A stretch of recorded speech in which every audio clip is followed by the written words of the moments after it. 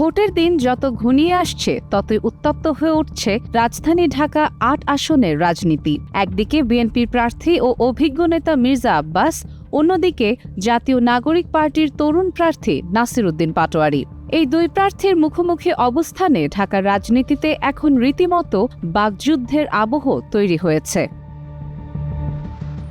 সম্প্রতি নাসির উদ্দিন পাটোয়ারি অভিযোগ করেন, মির্জা আব্বাসের সমর্থকেরা তার উপর হামলা চালিয়েছে। এ অভিযোগ ঘিরেই শুরু হয় পাল্টাপাল্টি বক্তব্য, উত্তপ্ত মন্তব্য আর রাজনৈতিক উত্তেজনা। শনিবার নির্বাচনী প্রচারণায় নেমে নাসির উদ্দিন পাটোয়ারি বলেন, যেমন পাবলো এসকোবার ছিলেন কার্টেল কিং, তেমনি ঢাকা ৮ আসনেও একজন রয়েছেন যিনি ফজরের নামাজ পড়ে বিসমিল্লাহ বলে চাঁদাবাজি শুরু করেন। এই মন্তব্য ঘিরে রাজনৈতিক অঙ্গনে শুরু হয়েছে তীব্র প্রতিক্রিয়া। রাজনীতির মাঠে অনেকটা ধূমকেতুর মতো আবির্ভাব নাসির উদ্দিন পাটোয়ারির। বিএনপির বাঘা নেতা মির্জা আব্বাসের বিরুদ্ধে এক চুল ছাড় না দিয়ে আক্রমণাত্মক ভাষায় তাকে মাফিয়া আখ্যা দিয়েছেন তিনি।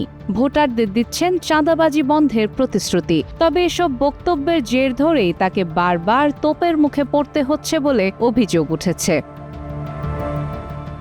ডিম ও ময়লা পানি নিক্ষেপ, অবরুদ্ধ করে স্লোগান, ব্যক্তিগত প্রশ্নে জর্জরিত করার ঘটনাও ঘটেছে একাধিকবার।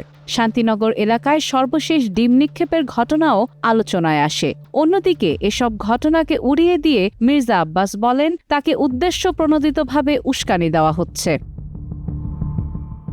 ঢাকা ৮ আসনের ভোটের মাঠে এখন মূল আলোচনা মির্জা আব্বাস বনাম নাসির উদ্দিন পাটোয়ারি। একজন বলছেন জনগণ রায় দেবে পরিবর্তনের পক্ষে, আর অন্য পক্ষের দাবি এই আসন বিএনপির ঘাঁটি, এখানে চমকের কোনো সুযোগ নেই।